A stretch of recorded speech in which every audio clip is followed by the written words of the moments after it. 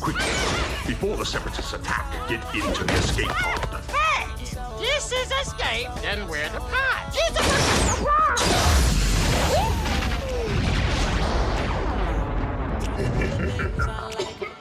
Welcome back to Star Wars Escape Pod and another book review that we are finally getting around to do. This is for Inquisitor, Rise of the Red Blade, published by Random House Worlds. This book came out July 18th, 2023, and was written by Delilah S. Dawson, cover artist Anthony Jones. And today we have our co-host Blake and our good friend AJ joining us for a full review on this novel. And we're going to give you the spoiler-free at the start and move into spoiler territory right afterwards for the full breakdown. Without further ado, let's get into it.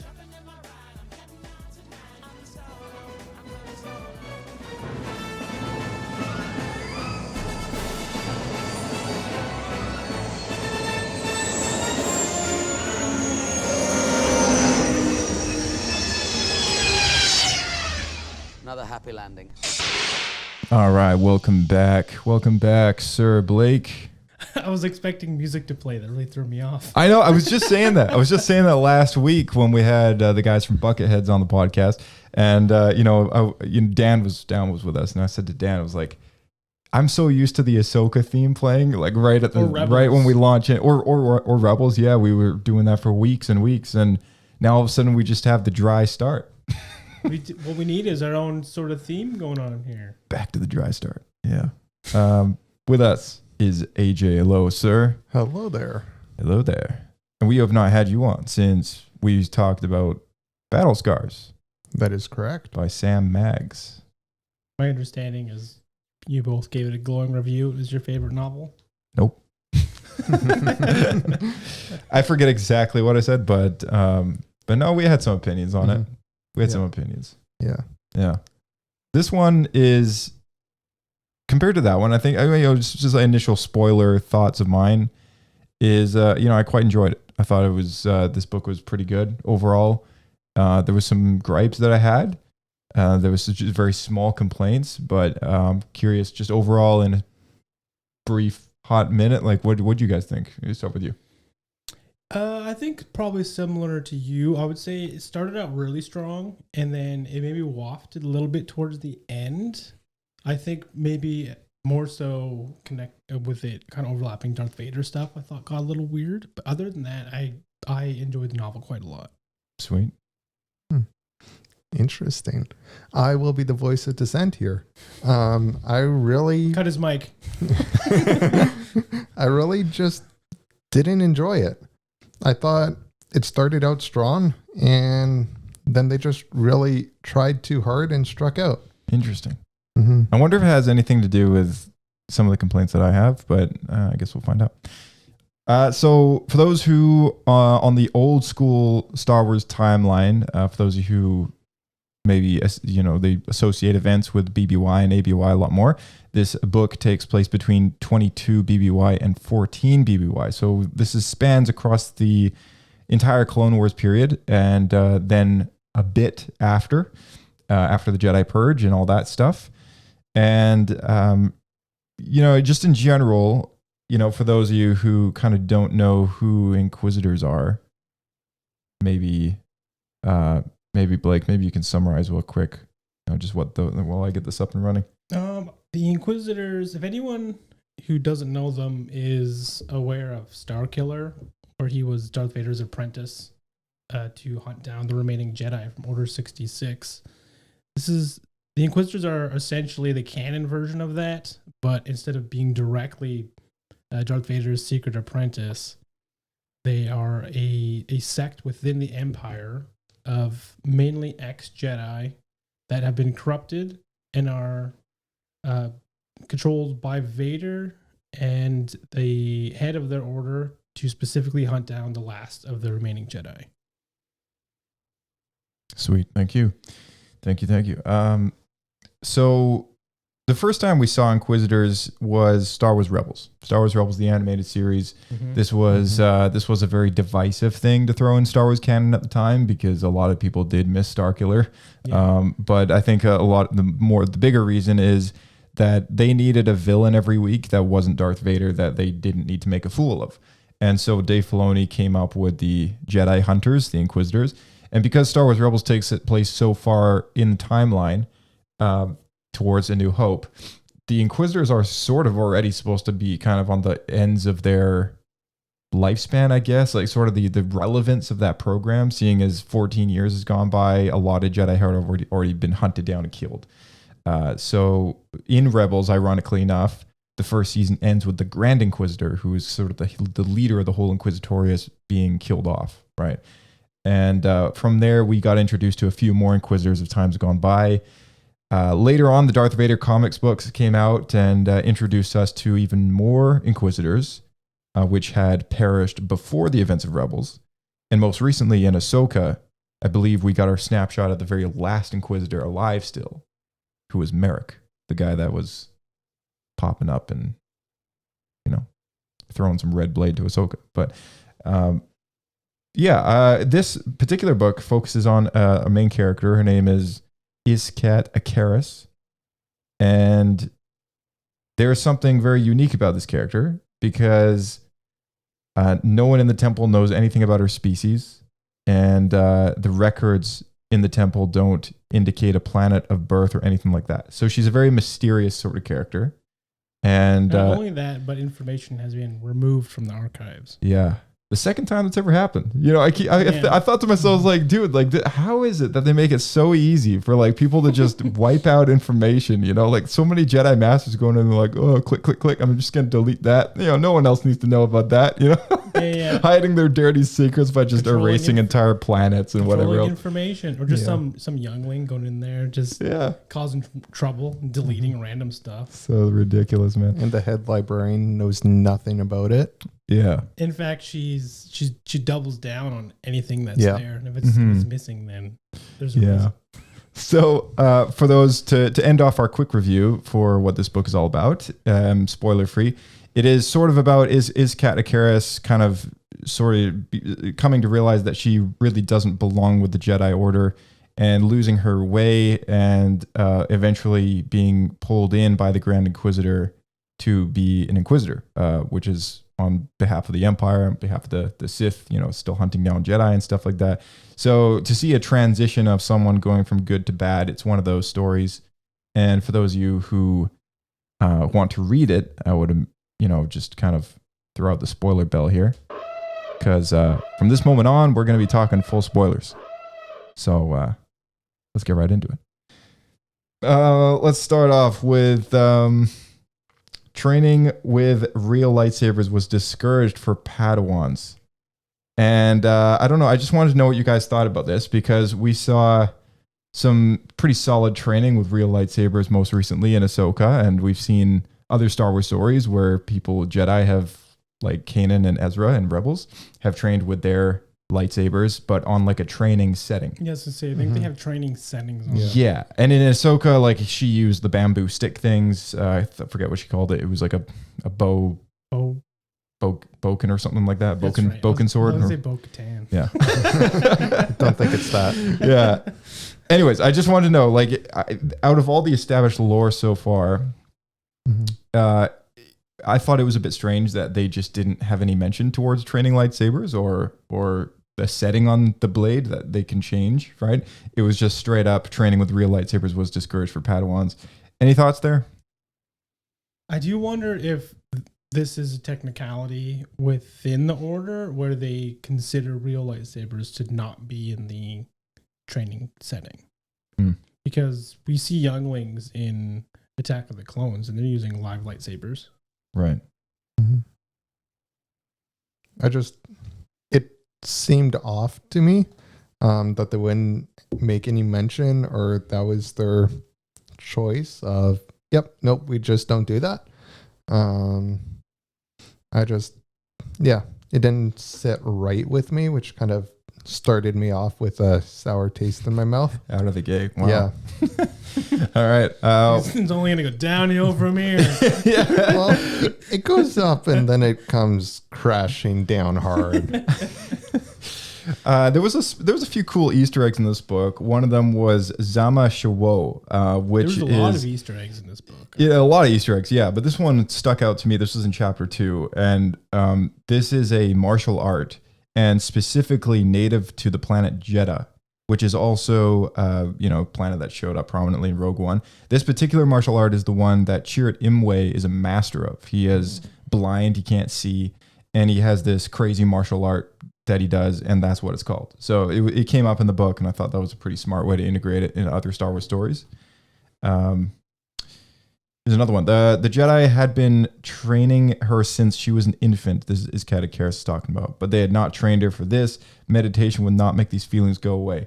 And I thought to myself, like, constantly comes up that this character is put in sort of a position of, being pulled away from being centered and being kind of on the side of light, and really kind of getting that feeling that maybe like the darkness is sort of more for her, a bit more like Kylo Ren than anything else, rather than Anakin, but sort of a similar complex. And I just wanted to know if you guys towards the end. Yeah, but it starts early on with her struggles, kind of. Yeah, but that was more like Anakin, I felt like. Yeah, I don't know. I just wanted to know, like, did you guys like that part of the character arc, part of the story?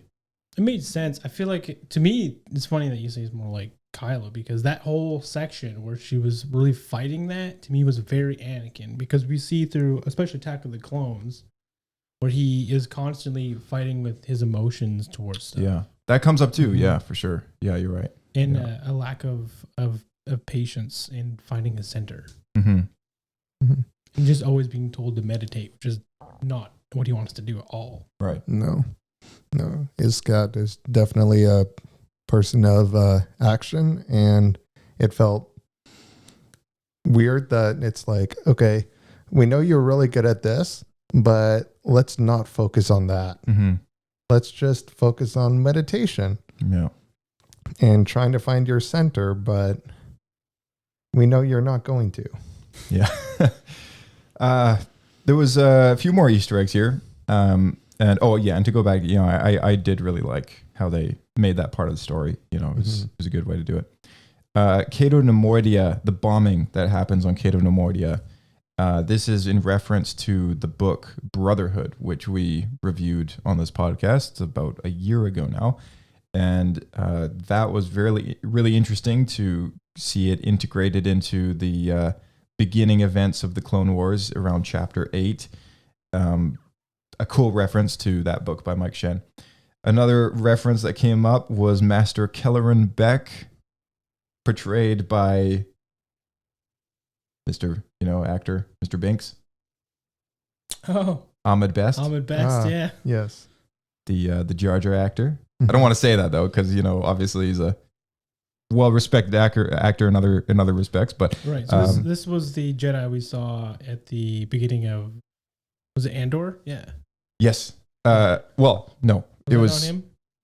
Sorry, was it Mandalorian? It was Mandalorian when he saves Grogu. Yeah, that guy. Oh, that's right. Yeah, Kelleran Beck. Yeah, that one. Yeah. Mm-hmm. Anything at the beginning of the book that sticks out to you guys? I got more here. I just want to give you a chance to talk about some stuff. I do think before we get into too many specifics, we should probably just go over the general idea of the novel. People are probably very confused.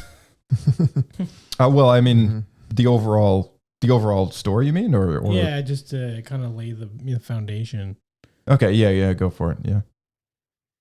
Well, step in if I miss anything, but the overall book is about the fall of the Jedi and the rise of the Empire from the Inquisitor's perspective, which has been a big black void for a lot of us fans. All we knew going into Rebels was now there's Inquisitors. Where did they come from?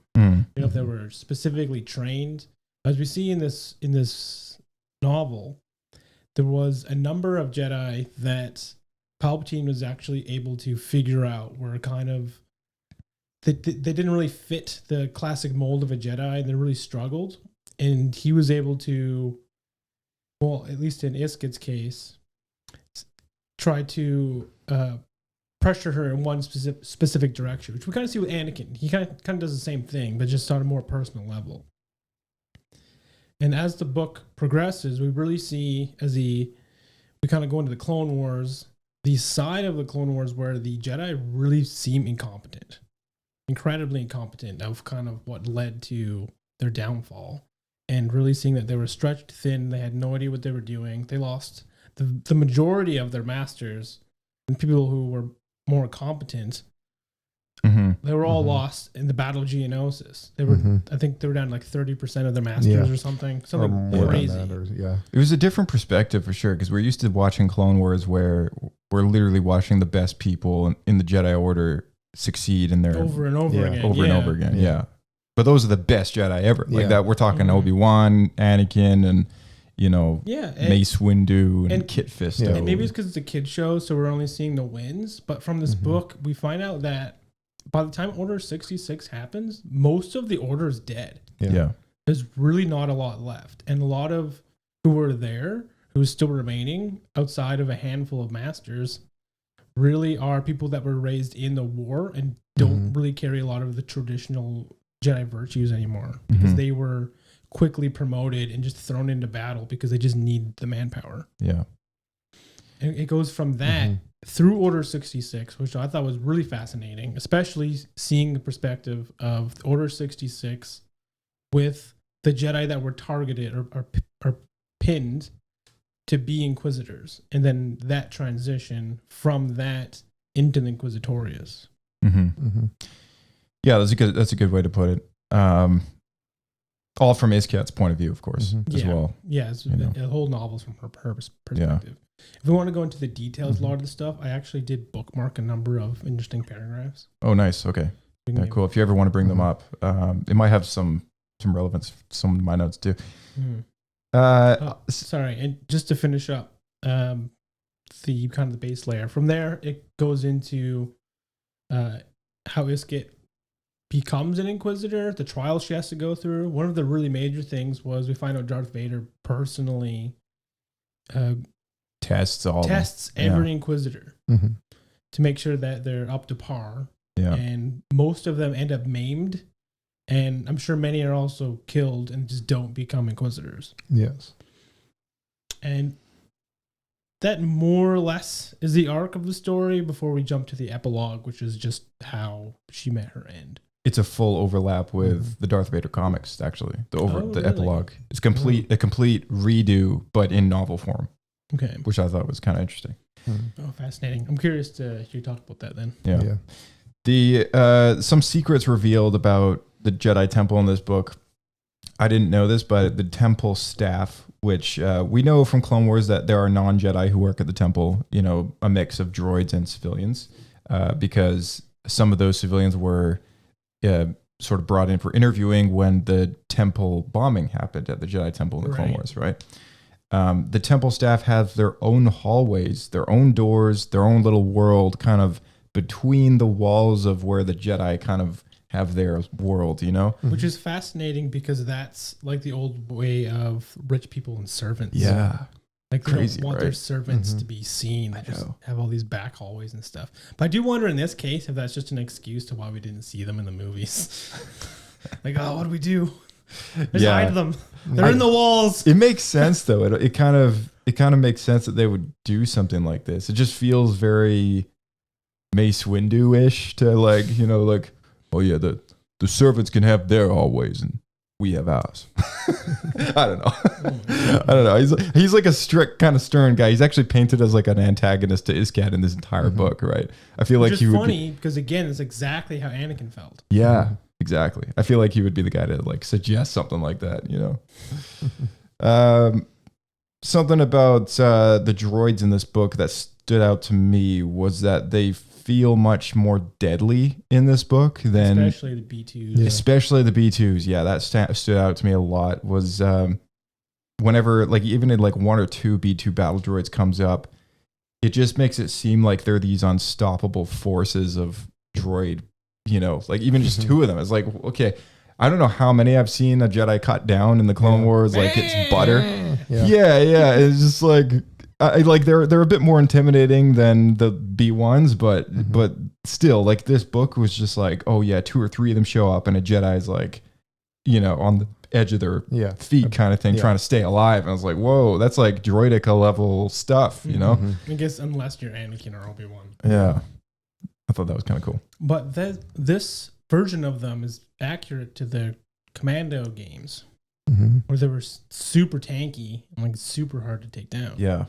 But then that kind of, you know, like those are clones too, right? Like, I mean, Republic Commandos are good, but, you know, when it comes to a Jedi, you'd think it would be a bit more, less of a challenge, I guess, to kind of just do some flips and, you know, boom and, you know, down, right? Like, but no, it's just, I don't know. They made them seem like they were just these concrete walls that would just move into the battle lines and be like, oh crap. So I thought that was cool.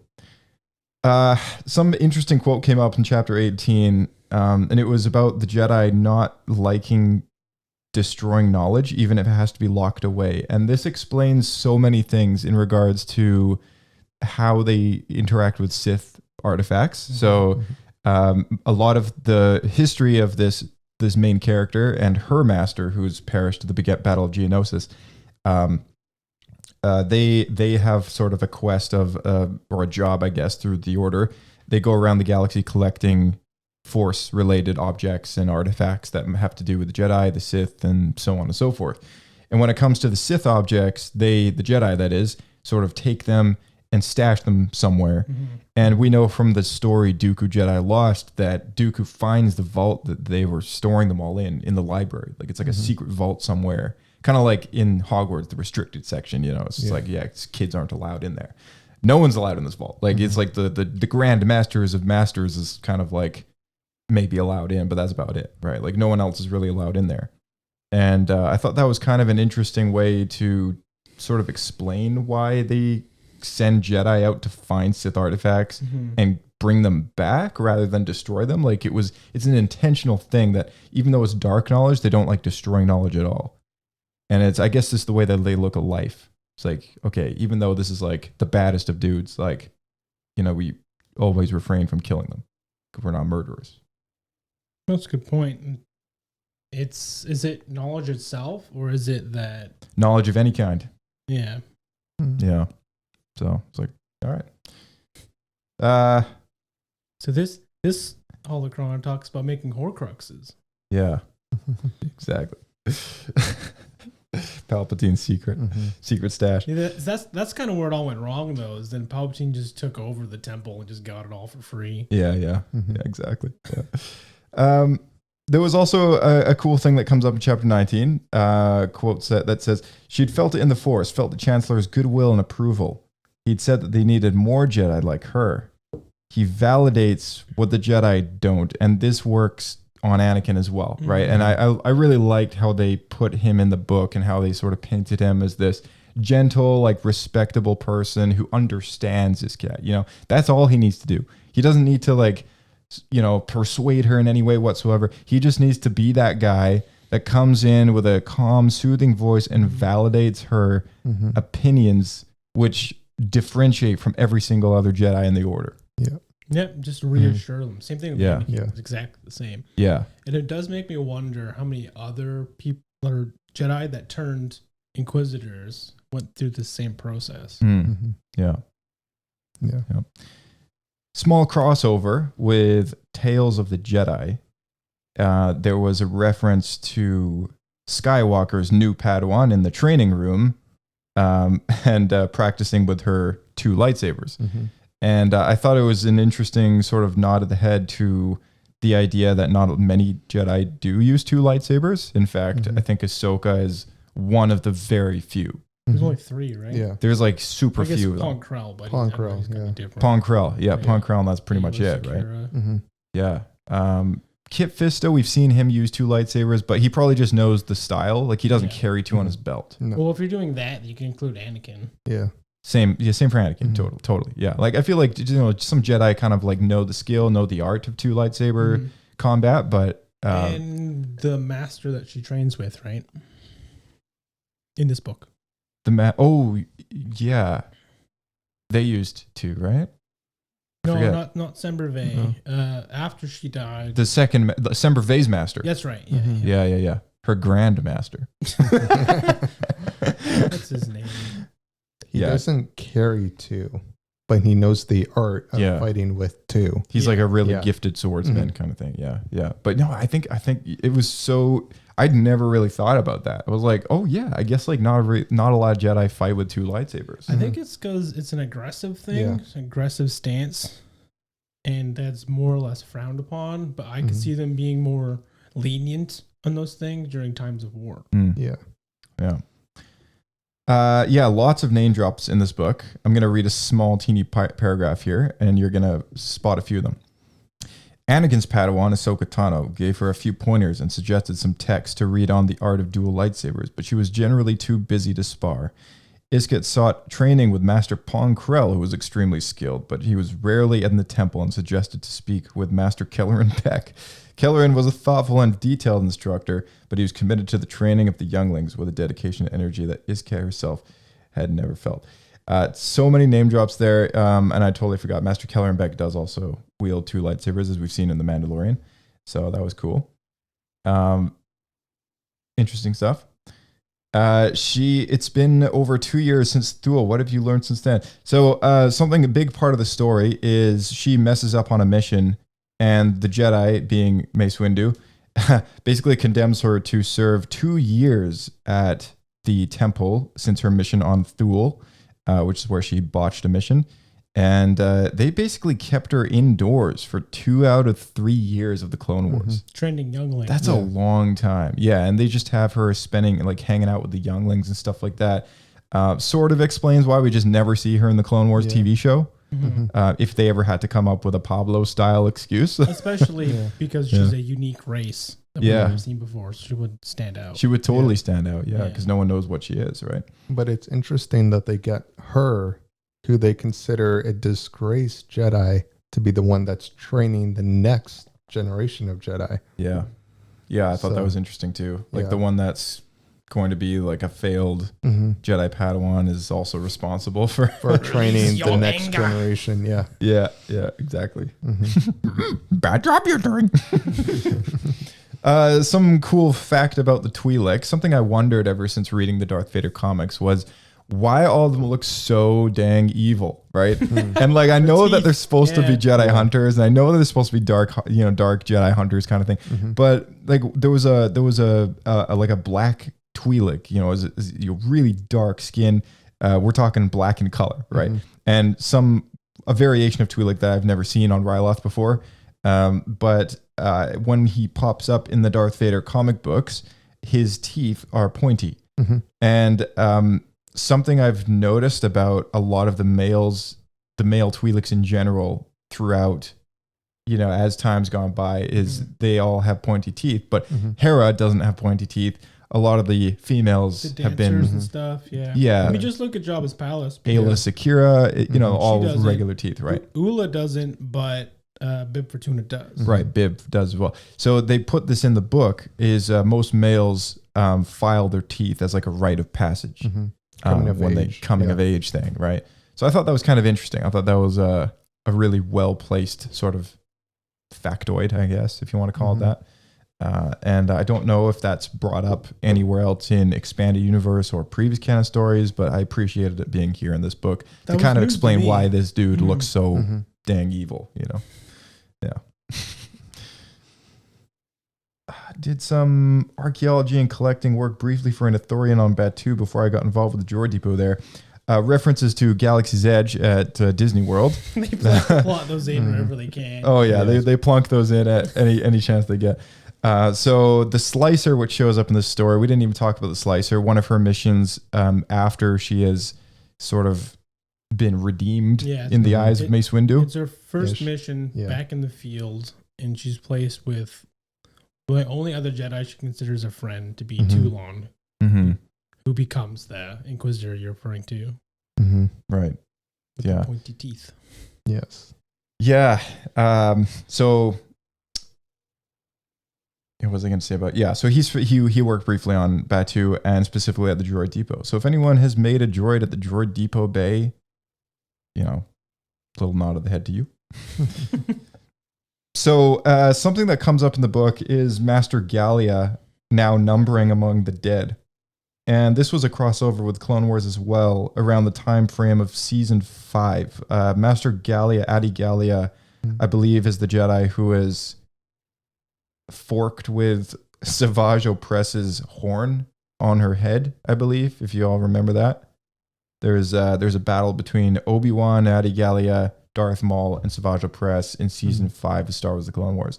And there was a moment where Savage kind of rhinos her into a wall. And it's this wicked moment that's like, oh, that is sweet, right? But, you know, I love how they kind of not just a time frame, just to get an idea of like, you know, by the time you hit chapter 25, it's like, oh, this is where we are in the Clone Wars. It's like season 5 kind of thing, over the halfway point, makes total sense. Because at this point, she's now been at the temple for 2 out of those 3 years, right? So I was like, I thought I kept the time. This whole book did a really good job at keeping like time frame references throughout the whole novel to kind of give you an idea of like, oh yeah, now she's gone, and you know, now this thing's happened or whatever.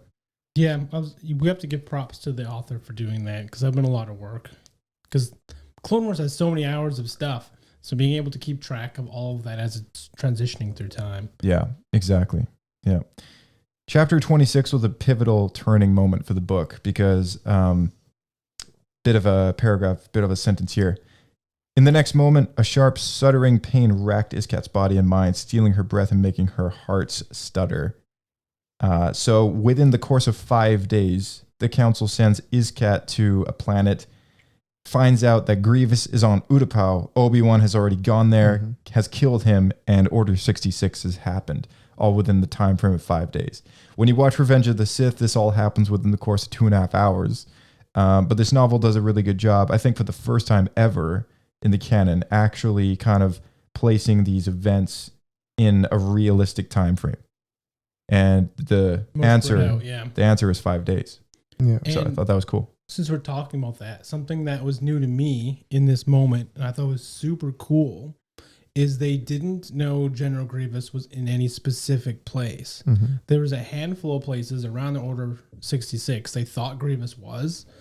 So Iskat was sent to this location to find him, which is not Utapau, it was a different planet, which we find out because all this happened. So they're looking for him in multiple locations all around the time where Obi-Wan does successfully find him in the movie. Yeah.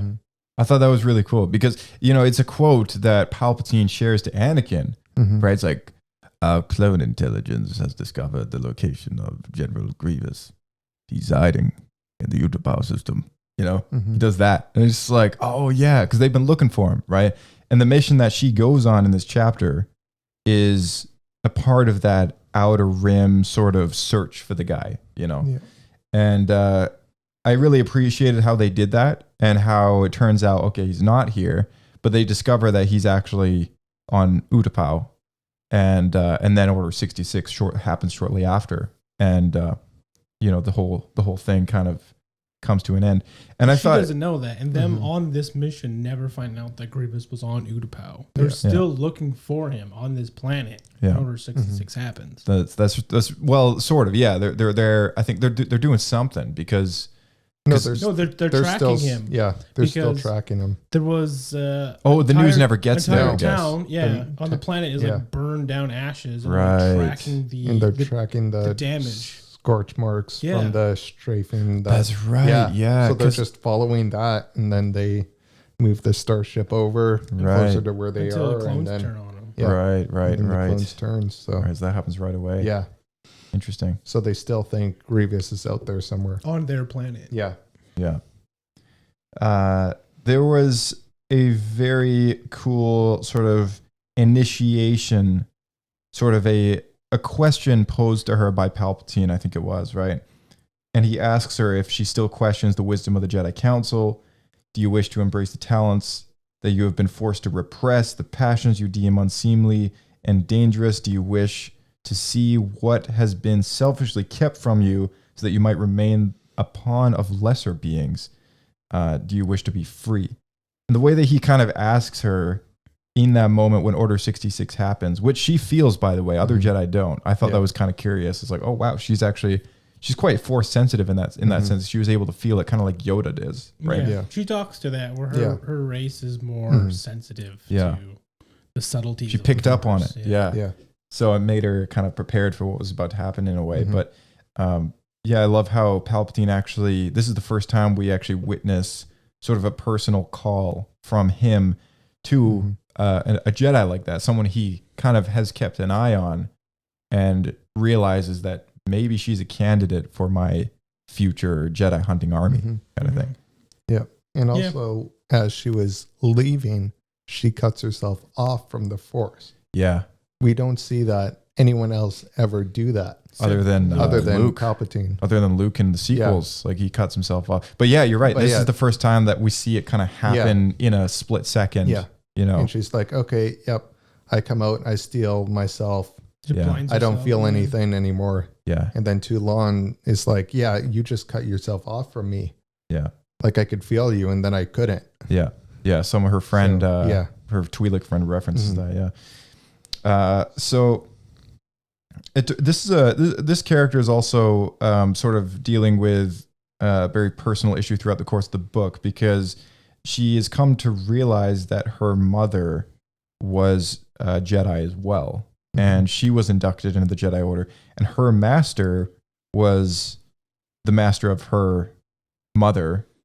And I don't know how on earth. Her master was the friend. Oh, the friend Was her mother's like. Oh, that's right. Yeah, friend sorry. When they were Padawans together. Yeah. You're right. Yeah. So I thought what was interesting is like somehow she winds up getting pregnant. Who knows if it's another Jedi? Who knows? The mother. Yeah. Yeah, no one knows, right? And that it's never revealed in the whole book. In fact, she comes to a dead end when she realizes that her mother has killed herself because of the events that she kind of underwent with the Jedi Order, and the same struggle she's dealing with. The same struggle. She was used to a different life before. She had such a hard time kind of turning away from that, and so she kind of wished for a different life for her daughter, but it was so hard for her that she does this thing. And there's actually there's a nice foreword in front of the book, and I don't want to elaborate on it, but it obviously it's like it addresses this particular moment in the novel and addresses it as a real world issue that a lot of people go through. And I thought that was a really nice personal sort of touch to kind of understand some of the character motives, some of what the author was thinking when she wrote that. So that was good. Hezo. Let's talk about Hezo. I thought you were going to bring up Hezo when we started talking about the civilians working at the temple. Yeah. Yeah. He didn't go into it. Well, so I want to talk about Hezo now because we're kind of getting to the point where in the story where he's sort of plays a more pivotal role.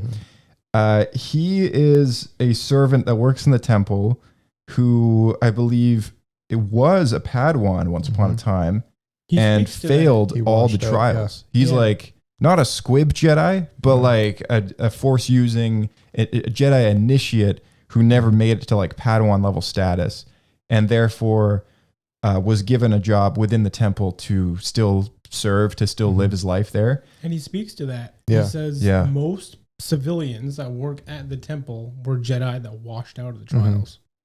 Yes. Yeah. And I thought that was kind of crazy, but also. And he says to why. He says because when they've been deemed not of the skill level to be able to become a full Jedi, they're given the option to return to their home world or stay on Coruscant at the temple. And he, as well as he points out, the majority of people who work there are the washed out Jedi. Their whole family and everyone they know, their whole life is at the temple. They don't know anything about their own culture. Yeah. So a lot of them choose to stay there and just work as temple staff instead of going back to their home world. Yeah. I prefer to stay with something that is known as opposed to going back to the unknown. Right. Yeah. He is also sort of come under influence of Palpatine, and turns out that he is an agent of Palpatine, and he's been sort of keeping an eye on his cat because she's sort of been unloading all her anger and frustration to this civilian who she thinks has no affiliation with the Jedi whatsoever, other than working at the temple. Mhm. I thought You it know. was weird that she would do that, Yeah. but the more I thought about it, it's because she had no one else to turn to. And she had no friends. Well, Yeah. Yeah. that, and she knew the Jedi would judge her, Mhm. right, for these things she's struggling with. So she couldn't trust anybody. Yeah. And then she ended up venting about this staff person who works there, thinking it'd be safe and Mhm. fine, whatever. Mhm. And I thought it was really funny that, of course, he's this sketchy lizard race guy, right? It's kind of like a. Yeah. Sorry, I don't think he's a lizard guy. is he not? No, I pictured he's, him as a lizard. I think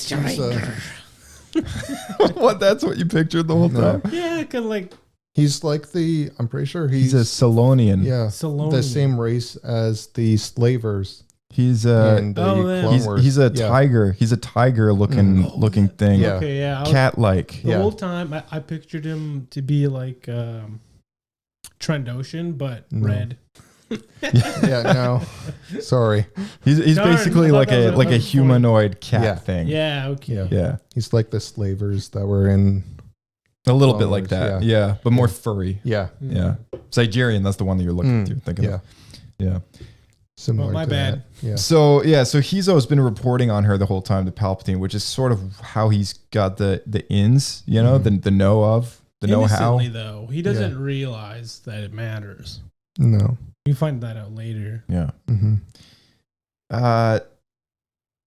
So something about chapter 30 that was revealed was Iskat finds finds out that the seventh sister is potentially the unseen to audiences Padawan of Ayla Secura. Yeah, I wrote Mhm. that down too. Yeah. Yeah. I didn't know that. I didn't know that she had a Padawan, of course. But, you know, then again, it's like, you know, when the Clone Wars first came out, I was like, oh, Anakin doesn't have a Padawan. Yeah, yeah. Mhm. So, yeah, who knows? But, I mean, Well, it just raises the question of what was going on, because we see Ayla Secura die in Mhm. Revenge of the Sith yeah, on Felucia. Mhm. right. Yeah. It's like, where was her apprentice? Being saved by Palpatine and being inducted in the Inquisitorius, I guess. Something, yeah. I'm curious more about that story now, Mhm. because we know Yeah. Seventh Sister from Rebels. Mhm. She's That's- one of the main Inquisitors. We know her from, well, in Seventh Sister, we know her from Kenobi. So she showed up. I don't think did she show up? Seventh Sister. Was it Rebels or? I think it's No, just yeah, Fifth it is Brother. Rebels, actually. Seventh Sith Sister. brothers and Seventh Sister is the one with that triangular hat who's voiced by Sarah Michelle Gellar. that's right. Yeah. Mhm. And she's got the scars on her face. She's one of those Miralens, Barris Offee's race. Yeah. Mhm. Yeah. With the tattoos. The one that we thought with was the yellow scar. Barris Offee. Like Yeah. as fans, we all theorized before she had a name, which I don't know if she even has a name yet still. But anyways, before there was less known about her, I think a lot of us was like, oh, is that Barris Offee? Which would make Mhm. sense because Barris already was a fallen Jedi. Yeah. Yeah. Well, that makes me kind of. I'm gonna save it. I'm gonna save it for the end. I've got a list of complaints about this book, and I'm gonna save that for the end. Okay. Okay. Here's another one. Sixth Brother. Sixth Brother was. I wrote a note that I can't even spell, but I can't even read. I don't know why I wrote that down. That was sixth. Why did I write this down? That was Sixth Brother. The med droid said snippily. Oh yes, now I remember. So Sixth Brother in the Darth Vader comic book, we see the scene where Darth Vader cuts his arm off, and it's right behind you. Actually, I think if you want to grab it, just grab one of those on the left side of those Darth Vader comics. This is like 4 red ones. Just grab it. Which one? Grab all 4. Grab all 4. We're reading all of them? The Dark Lord of the Sith ones. Which, by the way, if anyone's listening, definitely check those out. It's a great sort of story. You don't even need to read this book to understand that. It's like its own thing. It's the sort of the story of Darth Vader kind of right after the events of Revenge of the Sith. So if you want to open up the second one. So it's like somewhere in here, I believe. There's a scene where Vader kind of meets the Inquisitors for like the first time. Oh, so I this think it actually is. had been done before. Oh yeah. That's why I'm bringing it up because there's like an interesting duel that happens with the Grand Inquisitor and Darth Vader in the Temple Library, and then he gets introduced to like all the Inquisitors for the first time at some point, and Palpatine sort of describes to him sort of the evil plan at bay, which is going to, I guess, be all these Jedi hunters and stuff. So that was cool. So that was an overlap from this series as well. I can't find the exact page, but feel free to flick through there. And there was a number of characters familiar to fans of Jedi Fallen Order. I think I forget the name of that sister, but she's in this book as well. Like a lot of them are in here. The only one that was notable, the two notable ones more recently that a lot of other people would recognize that weren't in this novel was Reva from the Obi-Wan Kenobi series, and Merrick. He was not in this novel either. But most of the other ones were, and any of the ones that pop up in Darth Vader comic was hands down in this book. Which is pretty cool. And it's nice that we're starting to actually get an idea of how many there were. Yeah, totally. Because they just have names that are numbers. So it just really leaves you wondering. What's funny is at one point I was reading the novel and they're talking about the Inquisitors, and then she, being Isket, talks to her droid, and her droid is like 67 something. I thought that was her name. She was like 67 sisters. So I was like, holy crap, there's so many of them. And I'm like, I had to read a second time. Oh wait, that was her droid. Like, really threw me off. Yeah. Something that also stuck out was after she becomes an Inquisitor. This is like my second last thing, by the way. Was after she becomes an Inquisitor, she finally kind of rediscovers she goes back to her homeworld looking for her mother. And she finds her family there, her remaining relatives, and they kind of inform her what happened to her mother, or what they, believe happened. And when she meets her grandmother for the first time, it was very probably the most emotional part of the book, because and I say that because it made me think of the most emotional part of Phantom Menace as well. And that's not the death of Qui-Gon. It's when Anakin has to leave his mother for the first time. Because that's all he has, right? Like Anakin leaves his mother. It's everything he's got. He's a slave. He's got nothing to his name. He's got no money other than the winnings that he got at the pod race. Nothing, right? This guy doesn't even have a father. Like he was born out of thin air, right? And he chooses to leave her for the first time, to fulfill this dream of becoming a Jedi and then coming back to free all the slaves. But Iskat doesn't have, she hasn't known anything more than the life of a Jedi and the life of loneliness and a life of no friends, being an outcast, being looked down on by people like Mace Windu, and so on and so her forth. fellow Padawans because of they're scared of her, and her relationship with her master, who she's never really felt a genuine connection, and turns out that's because her master took her on as a promise keeper. Promise to her mother. That's right. Yeah. So even her own master doesn't even really care for her that much, right? And then he dies. She does. Yeah. So she's got nobody. She's kind of all on her own, and she is embraced by her grandmother in this chapter. And it was dang, this was new, I think, for any kind of Star Wars story for me. And I'll just read you a moment here. So, with only the briefest hesitation, Iskat stepped into a hug that filled her with a riot of emotions. She couldn't remember a time she'd been held like this, cradled, snuggled, touched with such love and warmth. She melted into the older woman's, her grandmother's embrace. The scent that washed over her was so familiar and filled with love that she wondered if this was what non-Jedi children got to experience every day. Unconditional love and affection. This woman didn't know Iskat, didn't know a single thing about what kind of person she was, or what she wanted, or what she should have been, or what she'd done. She simply accepted her for exactly who she was, no questions asked. A sob broke free. And then Iskat was crying into her grandmother's shoulder. Hush now, Bimala crooned, rubbing her back. It's been too long for both of us. We haven't seen you since you were a baby.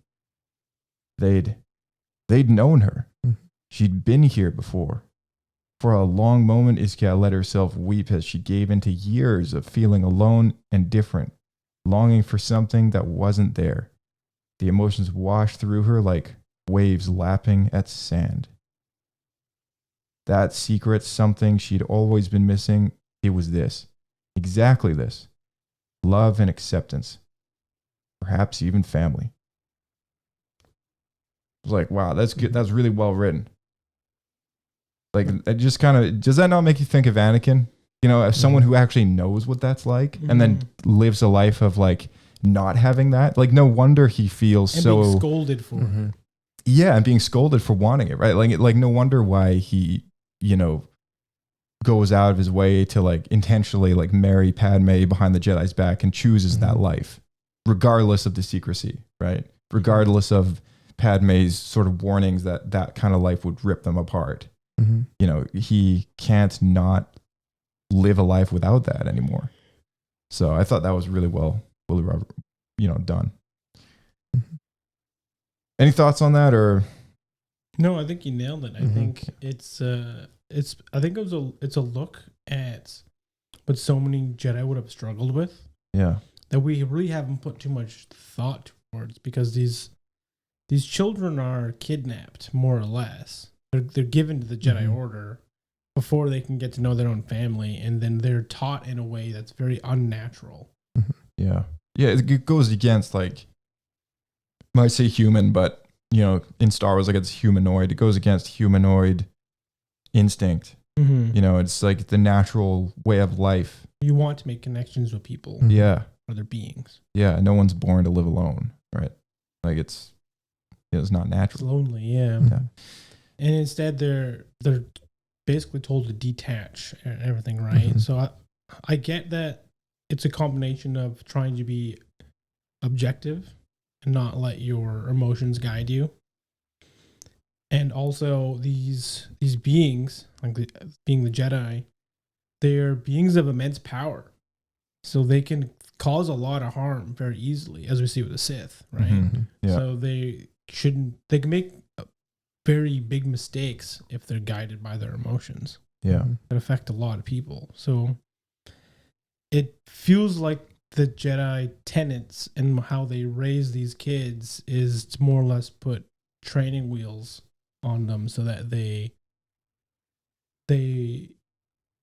are able to live within a controlled box to not harm others. So that it's more instinct rather than like a constant daily sort of, oh yeah, I have to center myself. Like a lot of those Jedi masters who are so used to doing it, it's like inground in them. It's now become a way of life for them, right? And I think that's kind of what the Jedi want. It's like they want to sort of condition everybody to like being like that, so that it removes them from that sort of path of temptation for a life outside of the Jedi, right? Lord Jakatis was the last thing on my list I want to bring up. He was an interesting character that shows up towards the end of the novel when Iskat's already an Inquisitor and she has to go and hunt down some Jedi who have been captured by this guy who is in fact a bounty hunter who specializes in collecting Jedi and related artifacts. And he has made a home for himself out of an old Sith temple on a planet called Farhana. And I thought that was kind of like he was a bit of a quirky sort of character who finally reveals himself to her, and then she just murders him Immediately. So easily. The whole events that transpire there was incredibly well done. I thought that was like one of my favorite chapters, like, or, you know, a couple chapters of the book. Oh yeah. I mean, this is major spoilers. The finale, essentially. Yeah. Where she finally gets revenge on her fellow Padawan that was always a bit nasty. The kid in the class that was a suck up to the teacher, but also was just awful to all the other students, as well as her former master, who she always felt like was more or less lying to her face. Yeah. Yeah. Former master's master, sorry. Yeah. Yeah, she kills all of them. In fact, she kills 3 Jedi. She kills the target of Tuolon, the other Inquisitor. the other Inquisitor. That's right. Who was a race that I thought was uncanonized, but was recanonized in, I think, a game, and then they brought it back here. It's the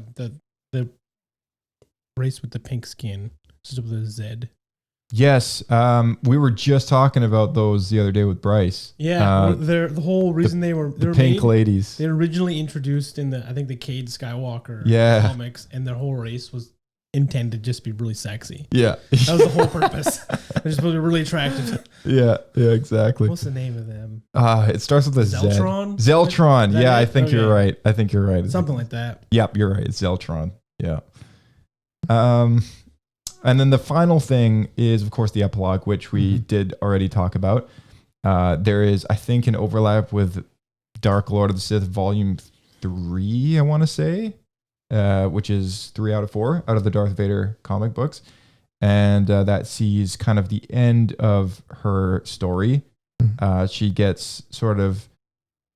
We see it from her perspective now, whereas in the Vader comics, it was this random kind of like, oh, he just...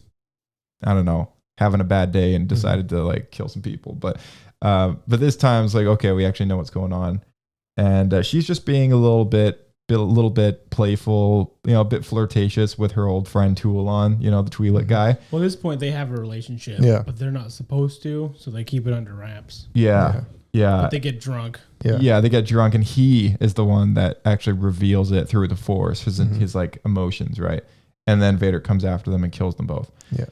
And which I thought was kind of stupid considering it's the thing is it's already written, so like they can't go around that and change her story. But I think the way that it tried to make sense of that whole event could have been a little bit better.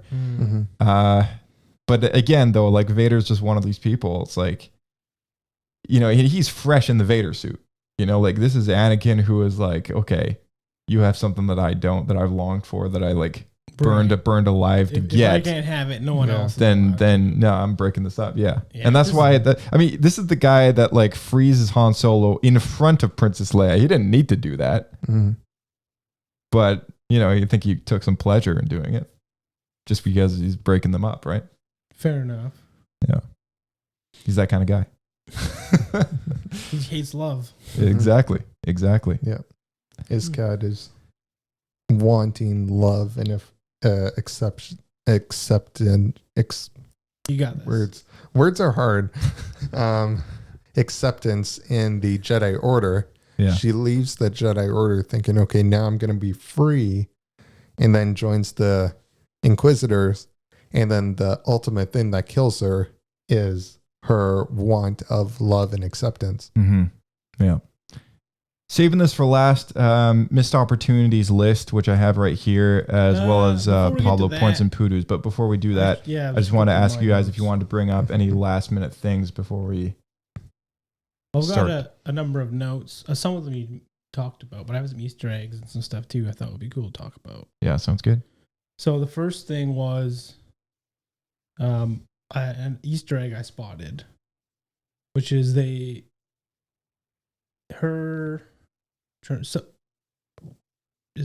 Charlton, I think. Her lightsaber is made from the tooth of a Firaxan shark. So I don't know if that stood out to you guys, but a Firaxan shark was introduced in KOTOR. Oh, okay. And this is the first time it's recanonized. A little KOTOR Easter egg there then? Yeah, so these are giant sharks, like the size of a city bus. And they live near the seafloor of the planet Manan. Oh, okay. Yeah, at least if they're going to keep the old EU canon. Yeah. So I thought that was pretty cool. That's cool. It seems like quite often they just like sneak in all these KOTOR Easter eggs, which I always really enjoy. That's punk crawl stuff, but we already talked about that. So something I thought was really cool, worth mentioning, was we haven't seen the knighting ceremony of a Jedi before. Am I wrong about that? You're not wrong. The way that's interesting that you brought up a good point, because something we didn't talk about yet in this book was the knighting ceremony, or sort of unofficial official very casual and not formal way of doing it was they just kind of stand them all in a line and promote them in front of a bunch of people.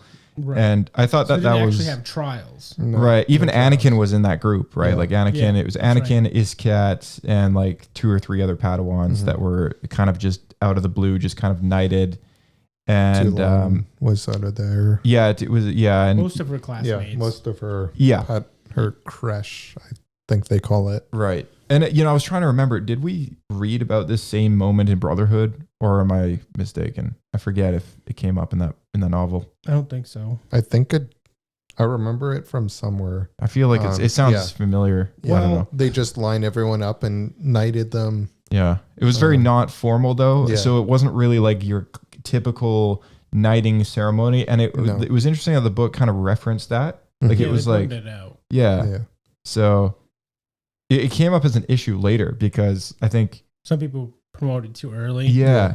And they speak to why. It's because this is immediately after the Battle of Geonosis, and they lost so many Jedi that they felt forced to promote people even early just because they needed the ranks as they're going into a war. Yeah. But the part I brought it up for, which I thought was pretty cool, is she describes kind of how it is done. And it reminded me so much of the old Gendy Star Wars animated cartoon when Anakin gets knighted in that, Yeah. if you remember that scene. Yeah. He walks into a dark room and then all the Jedi are in the dark with their hoods on and the lightsabers all go up in a circle. Yeah, And exactly. They all ignite their lightsabers and they kind of like all, point to the sky. see, that was a more Knights- formal thing though, Yeah, when it that was. portrayal of his But- knighting, Right. which is unfortunately no longer canon. But, I think I like that version better. Like, Which is weird because you don't like the Gandhi cartoons. well, it's not that I don't like them. It's just that now that they're not canon anymore, I don't really look at them the same way anymore. Sure. Okay. I see what you're saying. Mm-hmm. There is some similarities, though. Here, let me read this. The hum of a lightsaber pulled Iskat's attention back to the moment. Master Windu had ignited his violet blade. Yoda ignited his green one. And then all of the masters held their glowing lightsabers aloft. By the right of the council, by the will of the Force, I dub thee Knights of the Order, Mace said solemnly, his voice echoing. It's interesting that they pulled those first 2 lines right out of the Gandhi. Yeah, Clone Wars, that's what I remember being too as well. Yeah, because I think Yoda says it. By the right of the council, by the will of the Force. I think you're right. Yeah, it definitely wasn't Mace, but I remember those lines. Yeah. Yeah, that's a great thing to bring up. Yeah. So I was wondering if the writer pulled that from that cartoon, which to me is really impressive because it's no longer canon. It's kind of obscure. Yeah. It's from 20 years ago? Yeah, it was like maybe even more. We're getting so old. I watched that. It was new on Cartoon Network. Yeah. In between shows. So good. Another moment in chapter 21 speaks to why the Jedi didn't see. I think they didn't see the war coming. Let me read it. My note didn't say specifically what it was. Yeah, sure. Yeah. Imagine what it's like right now. So this is too long, I think, talking to Iskat. Imagine what it's like right now, being one of the few Jedi Masters left in the whole galaxy, and being given 2 sentences from someone in the Senate, handed down through 3 intermediaries because it's a secret with instructions on a mission that's highly important to the war effort, and you can't ask questions or dig deeper. You can only look around and choose from who's available, from who's still alive, and send them out with less intel than you both would need. That's what keeps happening. That's what Ansho told me before he died, which is Toulon's former master. They're doing their best, but this war, not a Jedi trial they can control. The longer the war goes on, the more Jedi die, and the fewer options they have.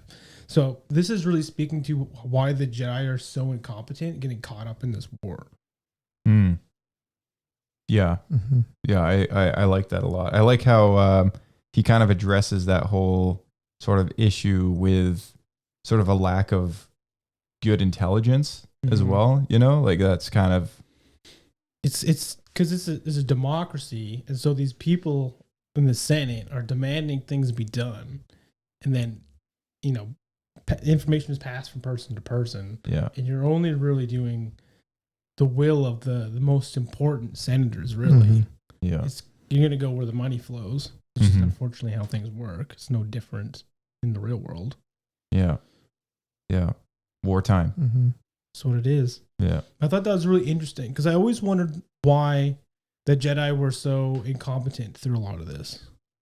Like how they didn't see Order 66 or any of that coming, because it felt to me, it was always the perspective that the story was that the Jedi were so busy and so drawn out with the war that when Order 66 finally happened, they were just extremely unprepared. Mm-hmm. They were just pulled left and right and up and down by the political system. And yeah, it was just, it was a mess, right? Like they were kind of intentionally put in that position by Palpatine, because he's orchestrating everything, putting them in this position, and they have no idea why, exactly, yeah. that it's him, right? Just spread them so thin, slowly have them just whittle away. Yeah. Yeah, I think I You really got something else there? I really like these novels because they really speak to a lot of the underlying stuff that we don't get in the films. Yeah, for sure. And actually, I kind of piece together. So I actually did bookmark the Order 66 moment if we wanted to read through it. Yeah, sure. So it's in chapter 26.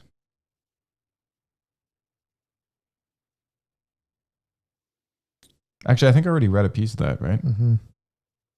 We can skip it then if you want. And what else you got?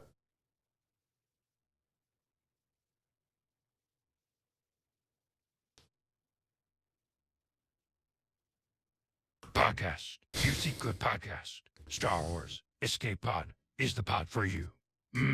Leave a review, and may the Force be with you.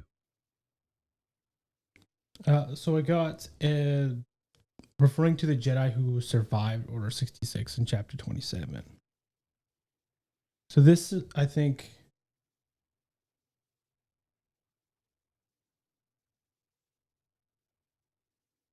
This is Master Obi-Wan Kenobi. You're listening to Star Wars Escape Pod. Don't forget to leave a review that would make even Master Yoda proud. here, let me read this. So after the ultimate treachery, the cowardly Jedi could no longer be trusted, and so they were eliminated. The clones were given an order, Order 66. The only Jedi who were spared were those who saw through their lies.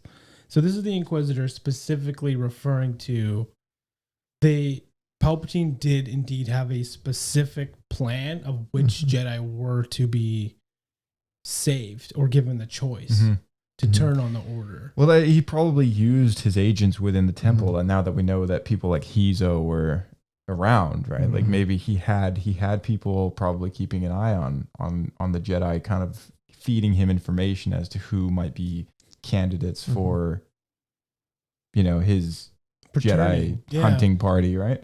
Well, what I found very interesting was in this specific case, he pinpointed Iskit that she was kind of on the verge of turning to the dark side. She had a big struggle here. So she was a good candidate. But then we find out later that in Order 66, she betrayed Toulon, but Toulon was then tortured into becoming an Inquisitor, which I find very interesting because understanding he was left for dead. And Iskit always saw him as someone who was very loyal to the Order and who was a good representation Jedi. of who a Jedi was meant supposed to be. Yeah. So I find that interesting because it also shows that any Jedi could have become an Inquisitor. Maybe. I mean, like it may have been sort of this person's got cracks in the armor kind of situation, right? Like it might have been. And in that regards, I think like a lot of people might have cracks in the armor. It could have been any Jedi possible, but I think there was a little to that. Exceptions being like obvious no's, like hard passes, like Mace Windu, Yoda, Obi-Wan. People like that. Palpatine knows is uncorruptible. that's I think why he's got these people that kind of feed him information from the inside, going like, hey, look, like this person here, like they're struggling with something. Maybe they could use your guidance, right? Because don't forget these servants of Palpatine, like they're serving him like willingly, right? Like Hezo's serving Palpatine willingly because he's bitter about the fact that the Jedi gave him this like janitorial job. Like he was a Jedi initiate, dreamed of being great one day, being a Jedi master. Like what Jedi initiate doesn't, right? Like we saw that in the Jedi younglings like class, and we've seen it sort of their eagerness in the Clone Wars with Ahsoka. We've seen it in Attack of the Clones with Yoda and Obi-Wan in that room with them and all that stuff. Like they're little smaller young Anakin Skywalkers. They're all very keen on being this Jedi, this great powerful being, fighting off the villains and the bad guys, and they're like us. Like they love their lightsabers and so on and so forth. And then can you imagine being told by Mace Windu, like, you didn't pass your trials, we're going to give you the job of a janitor. You get to clean. You would hate that guy. Toilet for the next 40 years. Yeah. I mean, I would hate that guy too. And then some kind old man comes around, kind of familiar with the ways of the Force, going like, listen, you can be free of this, and I can give you anything you want. I can give you a ship. We'll give you money. You can. You just need to, give us some information on this. And this is a respectable person. That we're talking the Chancellor here. A lot of people would trust a guy like that, and serve him, whether maybe they just don't care anymore. Like to the Jedi, it's like, oh, the Sith, like they're pure evil. To other people though, like the Sith aren't that bad. Like look at a guy like Cad Bane.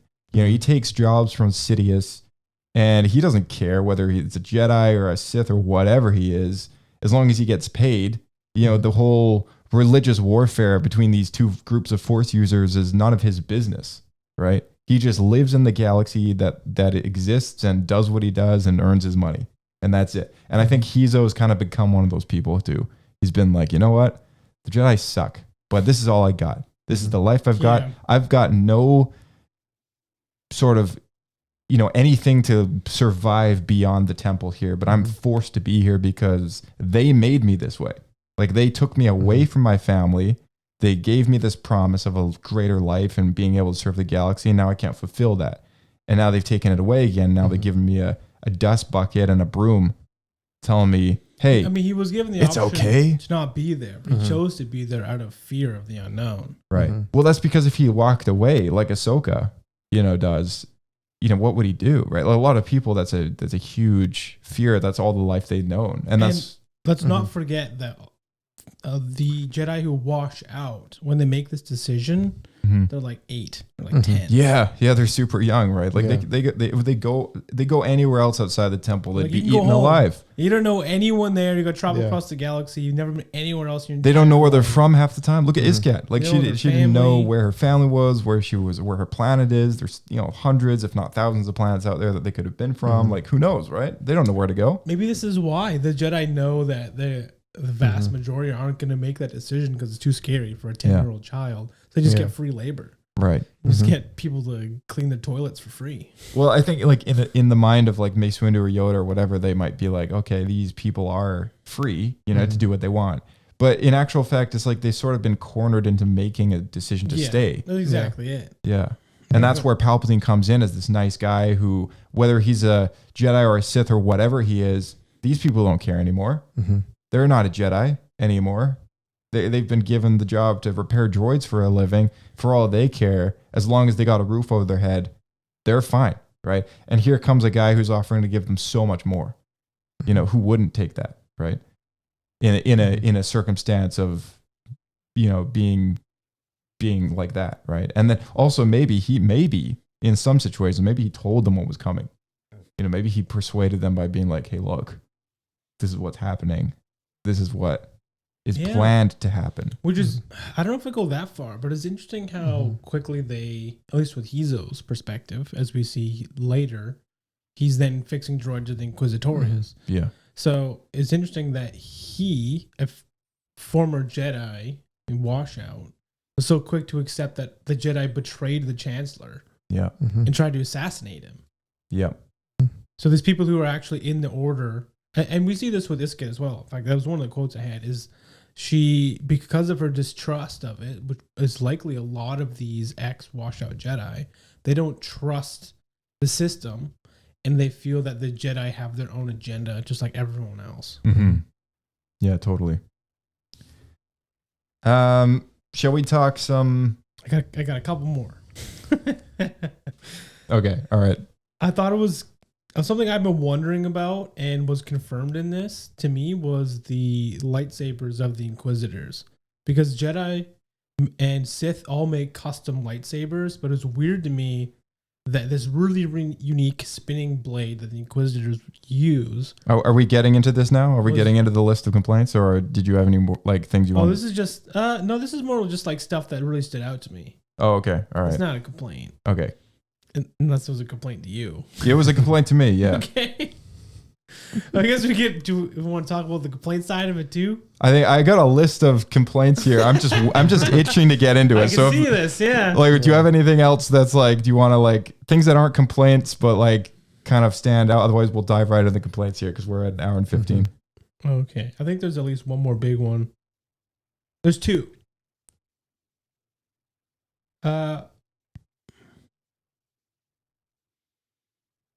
One was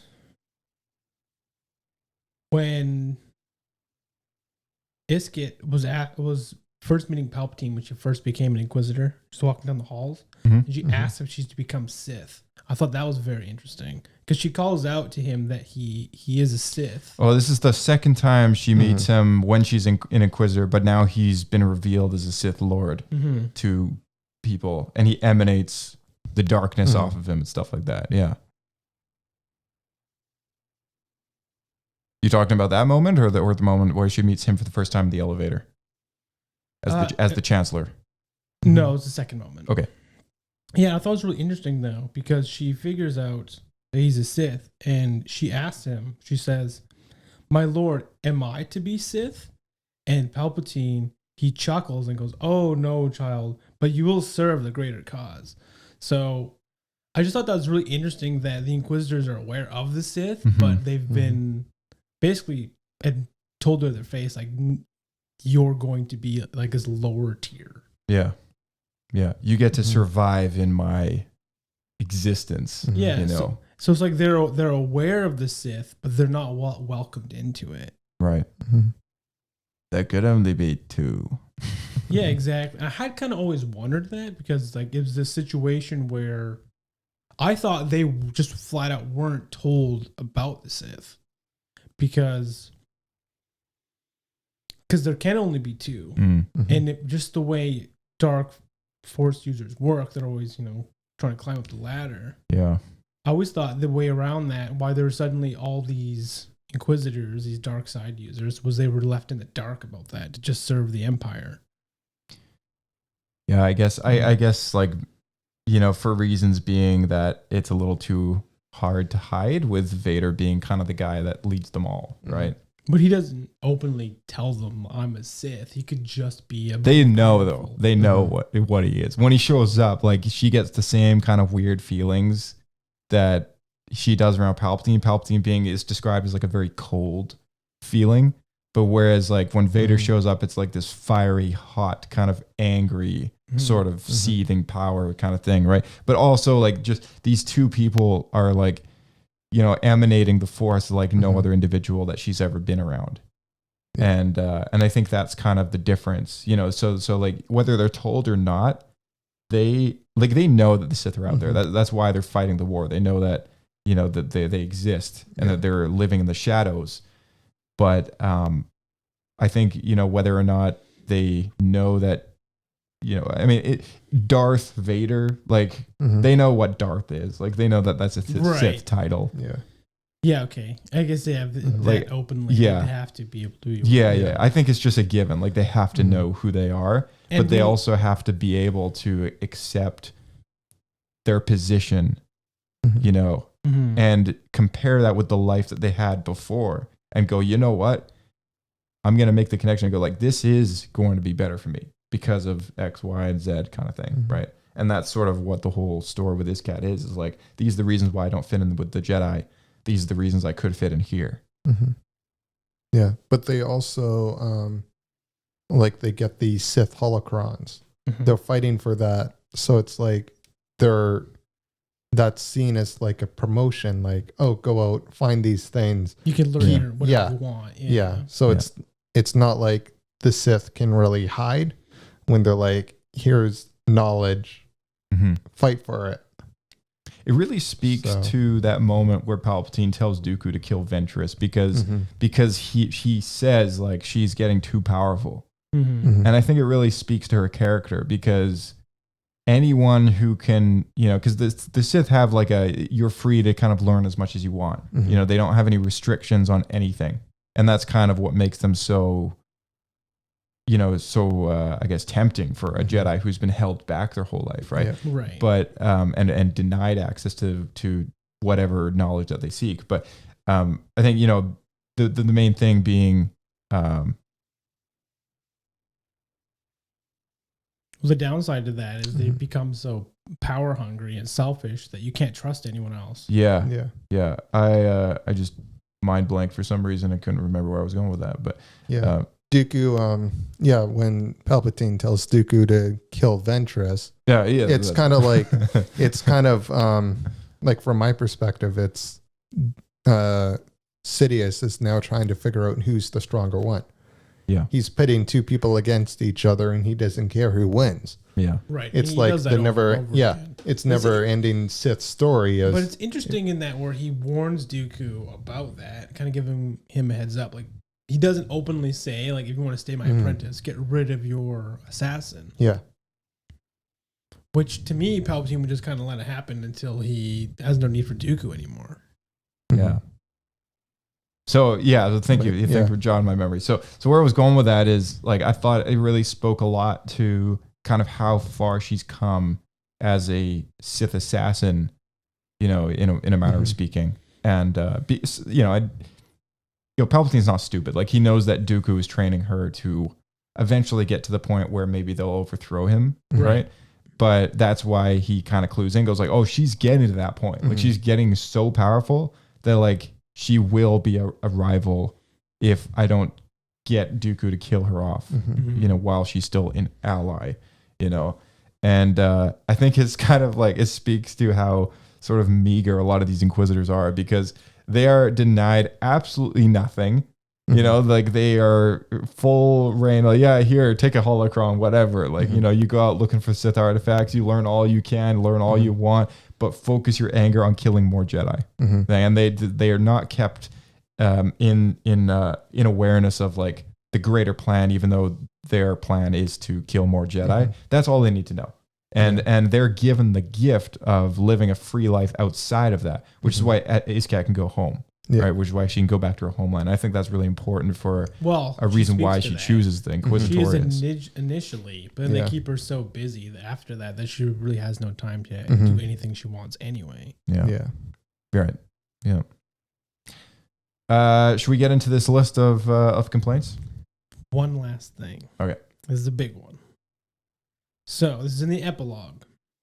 And in the epilogue, Isket, now the 13th sister, and all the other Inquisitors are with Darth Vader, and they're hunting down a ex-Jedi who has had a child.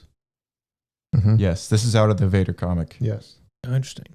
And so they capture the child. Vader kills the former Jedi, used to be a master in the Grand Council.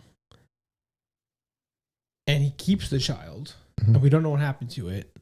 And it was interesting to me that the whole scene, which was the first time I had read it, I didn't read the comic, was almost exactly the same as the beginning to the first Force Unleashed game.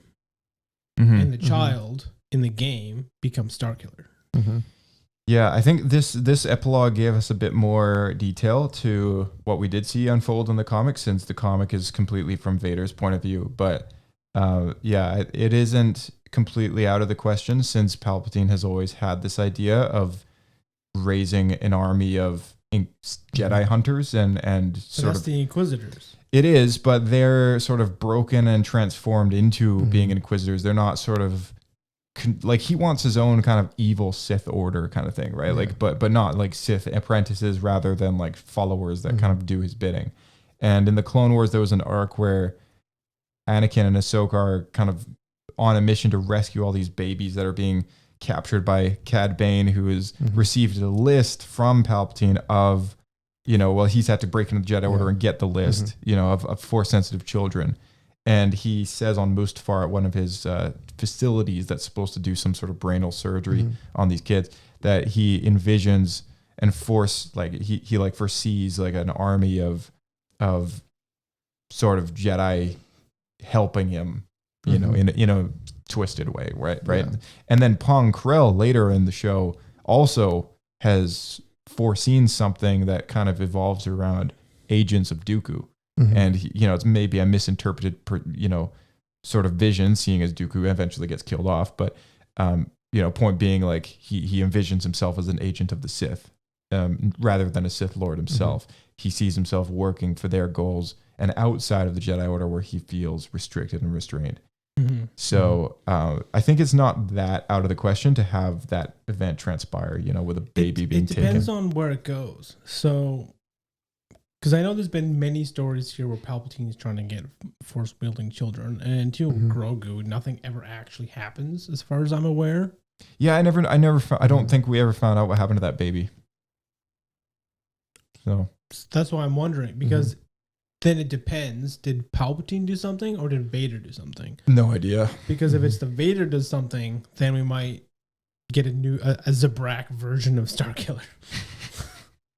It's possible that this could come up later, right? Like the Marvel comics have frequently sort of in other series later down the road, it could be a year, it could be 2 years, it could be 5 years away. Like they sometimes call back to things that were left unresolved and then do either a one shot or something else to kind of give that closure in a way.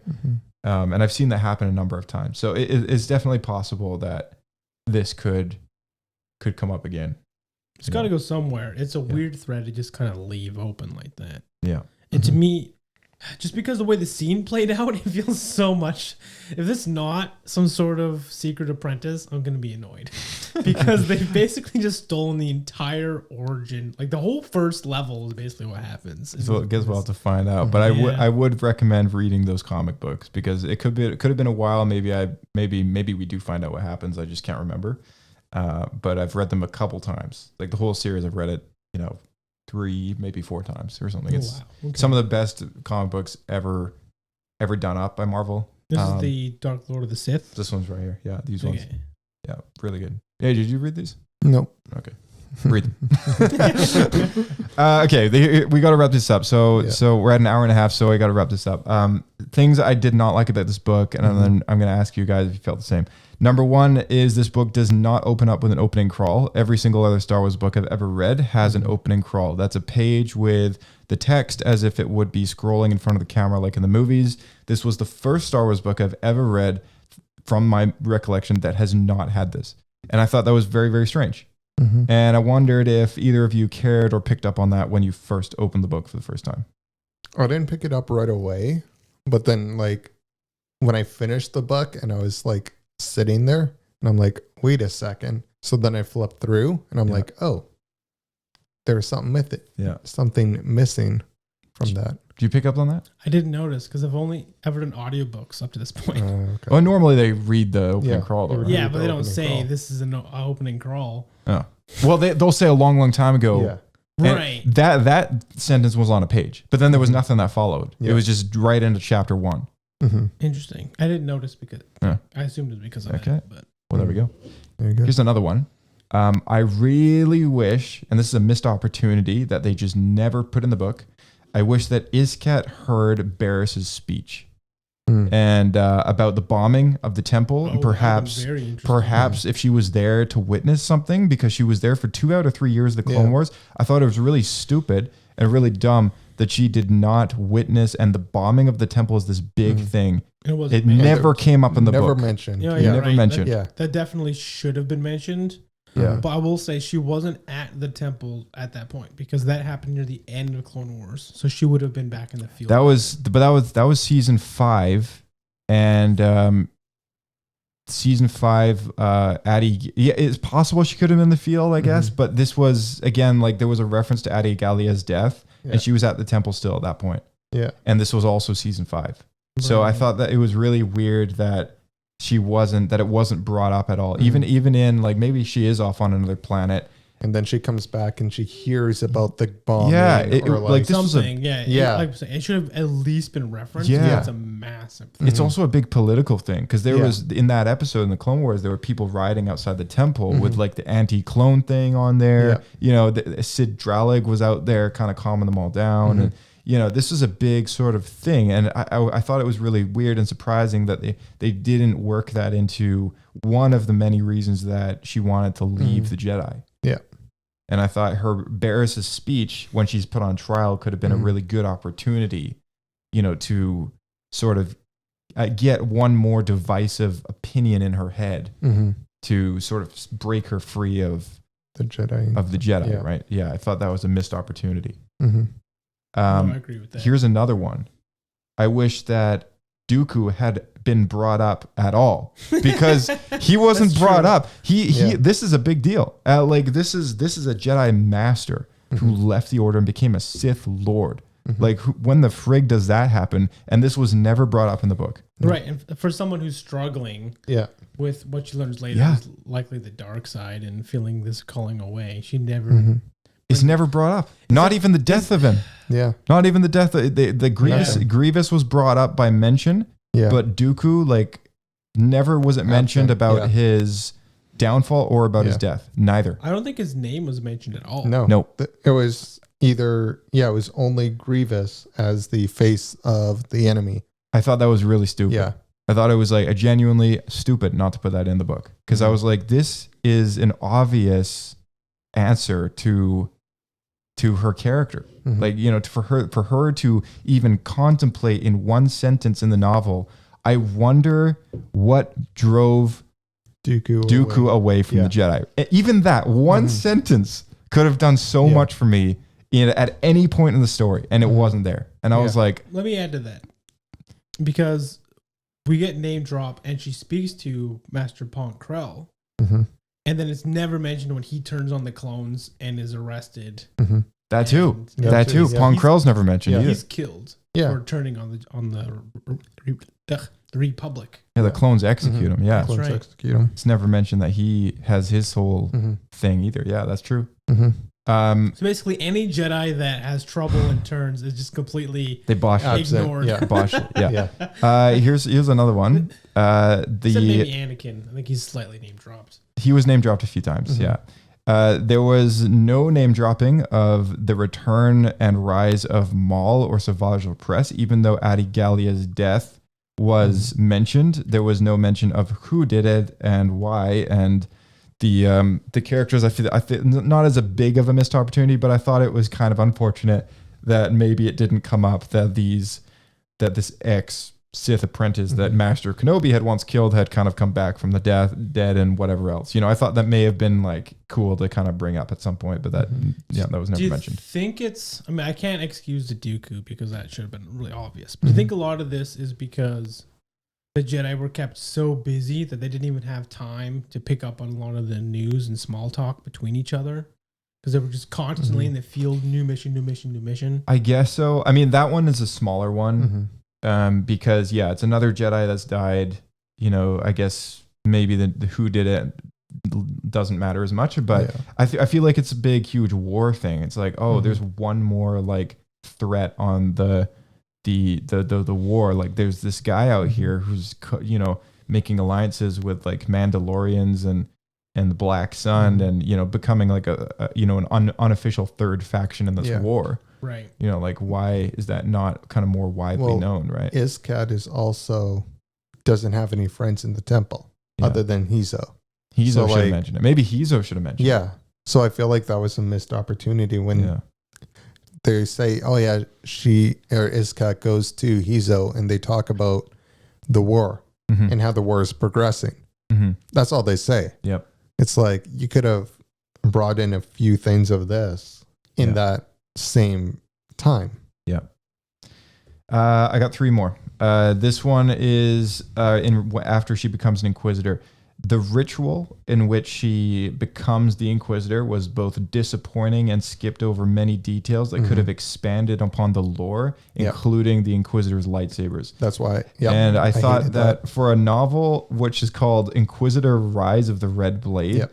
I thought was also a very confusing and stupid way to transition her from being a Jedi to an Inquisitor. Yep. It was like all the details I wanted to know were skipped over completely. Right. And I thought that was really foolish not to. There's more detail in the Jedi knighting. Than Yeah. there is the Yeah. Exactly. Inquisitor knighting. Exactly. Like, yeah. what did you think of that? Well, with the title of Inquisitor Red Blade, it seemed like most of the book and all the details were about when she was a Jedi. Oh, for sure. It was. I Like- think it was about how Jedi could become Inquisitors as opposed to the Inquisitors themselves. But Yeah. but then when they have the opportunity to actually explain how ex-Jedi become Inquisitors, they don't do anything. Yeah, it's like They have like so much detail, which I kind of appreciated. And then they get to becoming an Inquisitor, and it's like, okay, yep, she's an Inquisitor. She fights someone. She goes on a mission. She comes back. Vader kills her.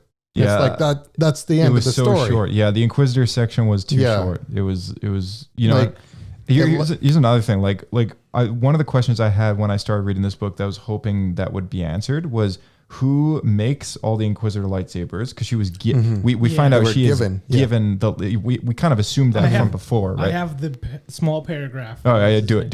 mentioned. It's so brief.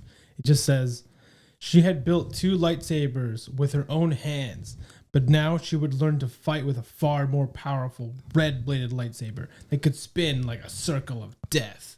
And that's it. So stupid. I mean, like who made that? Who makes those? Who corrupts the kybers to make them red? Well, she did that herself. She did say that. That's the next quote I have, which is the crystal of her remaining green lightsaber had been part of the transformation of her new red one. Okay, yeah, but did she do that? Because only I believe so. That to me seems confusing and almost inaccurate. Because in the comic books, it was like a rite of passage of the Sith that Darth Vader had to corrupt his own kyber crystal. Yeah, And but they're not Sith.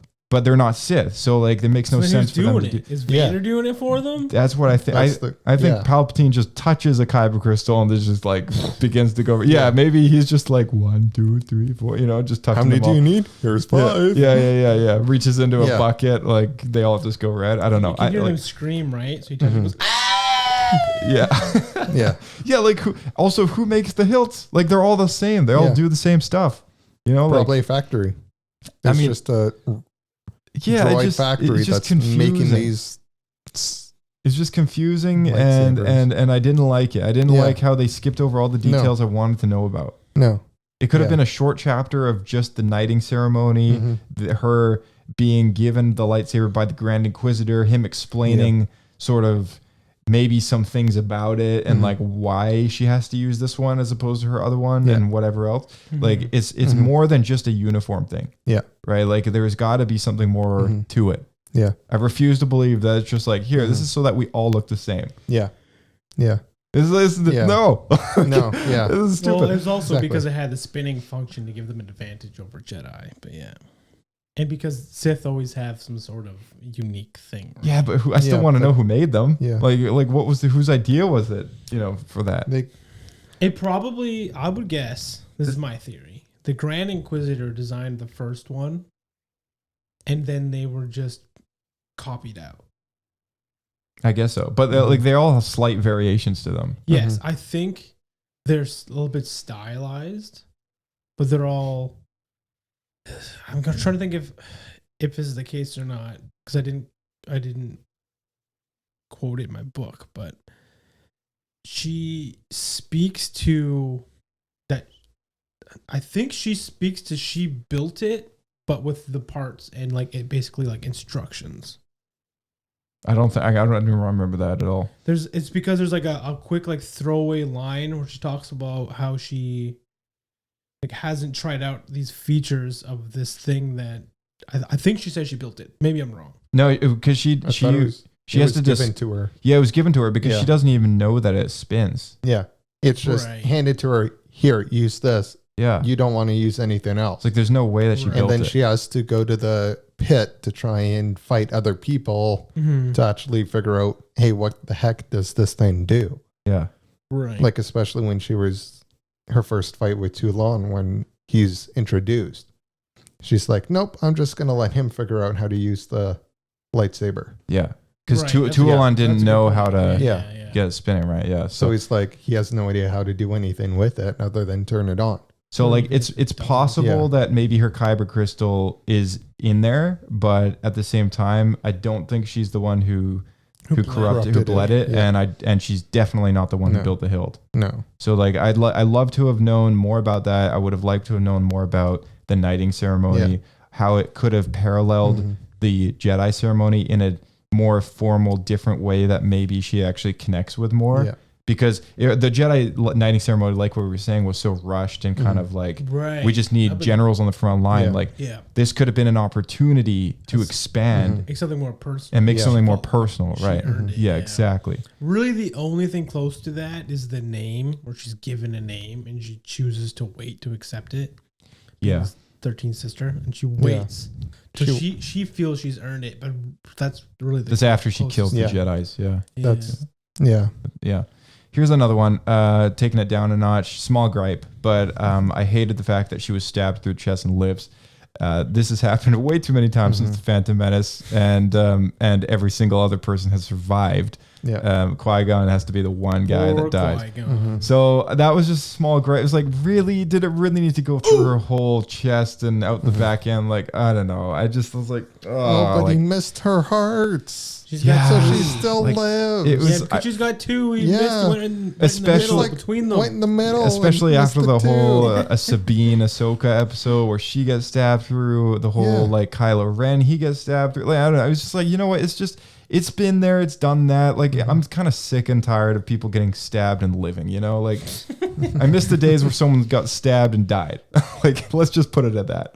Simple. Yeah. Simple and straightforward. But yet a stormtrooper gets shot in the hand and they die. Yeah. And my last one here, they keep on talking about the Inquisitor headquarters, and I believe this is while it's still on Coruscant, if I'm Yeah, I not wondered mistaken. this because at some point it moves to Mustafar, right? At some point, it moves to Nur. Right, which is the planet next to Mustafar. Yes. Yeah. Yeah. Okay. Yeah, it's like a watery world, That's and right. it's like in the Mustafar system. I think it was sort of unfortunate that maybe we never got mention of this construction of Nur happening at all. Then again, maybe it's so early on in the timeline that Nur doesn't exist yet.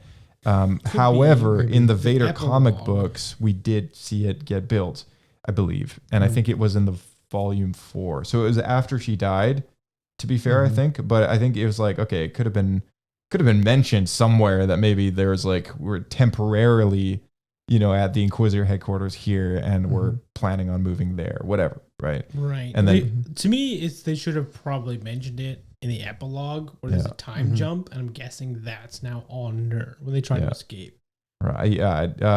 Mm, The epilogue. Yeah, it has to. No, it wasn't on- they're No, right. There 'cause- has to be Coruscant because yeah, there's the speeder chase. yeah. Yeah. By the way, Stupid. the thought of Darth Vader and his Yeah. speeder chase to me was the funniest thing because it's so stupid. It's Yeah. it's better in the comic book. It's better in the Yeah. comic book. It's stupid in the book. Because I was picturing Attack of the Clones speeder chase with Anakin. No, he's but it's just Darth Vader. so Yeah. he like jumps onto a speeder and he's like standing on it and like riding it, kind Yeah. of like, you know, he's like I a like like the a idea hover of him- platform. Nah, in my head, I'm picturing him driving it like Cruella DeVille. Yeah. That was Pablo Points or Poodoos. So I don't know, okay, out of those complaints, did you guys have any more to add to that, or should we give it a score and call it? No, we kind of spoke to it. Main complaint really is just that the Inquisitor part was very, very short. Yeah. Yeah. Like maybe 10% of the Yeah. novel. Left a bad taste in my mouth. Yeah. Fair enough. Okay. Pablo points and Poodoos, and then we will wrap it up. Maybe Blake, we can start with you. See, it's tough because I feel like the novels are almost on their own rating system. Because they feel that it's hard to compare the novels to the films and shows and stuff. Mm-hmm. But I would say, well, first of all, I guess we should probably explain Go for it. how we rate stuff. Actually, I want to hear AJ explain it. Go ahead, AJ. Good luck. How does Pablo points and Poodoos work? I know that Pablo points mean you like it. Yep. There's a Bendu, which means you don't care about it. It's 50%. Yeah. And then Poodoos, you just don't like it. That's right. Yeah. And there's how many of each? 3 of each. 3 of each. That's That's right. it. You got it. So 3 Pablo Poodoos is the worst of the worst. Moving up from there, you got 2 Pablo Poodoos and 1 Pablo Poodoo. Then a Bendu, 50%. Then 1 Pablo point, 2 Pablo points, and 3 Pablo points being the best of the best of the best. You got it. So, okay, go ahead, Blake. This is a really interesting novel to me because it focuses on so many things that I've actually really wondered about, and it was good overall. But as we've just discussed here at the end of this, almost an hour and a half, almost 2-hour podcast, there was definitely some gripes there, which maybe I was a little too rose-tinted goggles about until you pointed it out, and now it just seems so obvious. Yeah, did I lower your score? It did, for sure. But I still would put it in, for sure, the top half of books, maybe the top 30%. Interesting. So just because it to me, it expanded a black box that I've been wondering about since the Rebels came out, honestly. So I will say 1.5. 1.5 Pablo points. That's still good. Yeah. Still good. All right. AJ. Yeah, I'm definitely on the other scale of it. You're gonna drop a big old poodoo all over this thing. Oh yeah. 1.5 Poodoo. From me, what I really wanted to know and what I thought the book was going to explain was the Inquisitors. Right. And they skip over that basically entirely. And then the epilogue is super rushed. So And I biggest issue is the title is a lie. well, it's not that. That's part of it. Right. But then they go into so much detail with her as a Jedi, and then they skip over everything else about the Inquisitors. Right. And it just, I guess my expectations were better. Okay. I got a new title for you. Yeah. Inquisitor, How I Got Here. Because it was more about her as a Jedi becoming an Inquisitor than her being an Inquisitor. If the title Yeah. was different, would that raise your score? Probably not. Okay, there you go. 'Cause still with 1.3 instead of 1.25. maybe. But yeah, it was just, they were swinging for the fences and they just struck out, in my opinion. Fair enough. All right. I got to give it 1 Pablo point. I thought it was good. I think if even 3 out of the 6 things or whatever that I mentioned at the end there was fixed or different, I could have raised it a full Pablo point to 2. The Dooku thing bothered me a lot. Yeah, the Dooku thing bothered me a lot, and the knighting ceremony was disappointing. And I don't know. I think there was room for improvement, and yeah, I think the ending was a little rushed. What I did like a lot, though, was that the epilogue did overlap with the Vader comics, even though it wasn't adapted sort of amazingly. I don't think it needed to be there in the first place, since the story just kind of carries on into the comic. It didn't need to be there at all. But I appreciated the fact that it kind of just went there anyways, just because it could. So. Fellas, thank you so much for coming on the podcast. AJ, thank you for returning for another book review. You're welcome. And Sir Blake, thank you again as always. Good to be here. Thanks for listening, and we'll see you out there. Keep flying. All right. Thank you to all our listeners at home. You guys are awesome. And be sure to share this show with a friend, leave a 5-star review, subscribe to us on YouTube, join the Discord, and check all the links in the description below. May the Force be with you, and we'll see you in another episode of Star Wars Escape Pod.